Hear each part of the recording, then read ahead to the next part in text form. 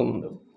ഒന്ന്, പ്രധാനമായിട്ടും നമുക്കൊരു ആക്സിഡൻറ്റ് വന്നു, കുട്ടികൾ വീണു, അവിടെ ചതവ് വന്നു, അവിടെ പൊട്ടലുണ്ടായെങ്കിൽ വാട്ടർ ട്രീറ്റ്മെൻറ്റ് രീതിയിൽ ചെയ്ത് കഴിഞ്ഞാൽ വളരെ പെട്ടെന്ന് ആശ്വാസം ഉണ്ടാകും.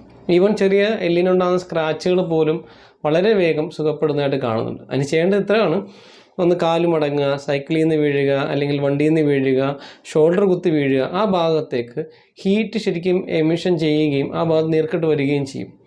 എന്നാൽ അത് കുറക്കാൻ വേണ്ടി വെള്ളം, സാധാരണ നമ്മൾ തണുത്ത വെള്ളമോ അല്ലെങ്കിൽ പച്ചവെള്ളമോ, ഇനി അതല്ലെങ്കിൽ പൈപ്പ് തുറന്നിട്ട് ആ ഭാഗം വെള്ളം ഇങ്ങനെ ഒഴിച്ചു കൊടുക്കാം. 5 മിനിറ്റോ 10 മിനിറ്റോ അങ്ങനെ വെള്ളം ഒഴിച്ചു കൊടുത്തു കഴിഞ്ഞാൽ അവിടെ ചെറിയ പൊട്ടലുണ്ടെങ്കിൽ പോലും അത് വേഗം റിക്കവർ ആകാൻ സഹായിക്കുന്നതായിട്ട് കണ്ടുവരുന്നുണ്ട്.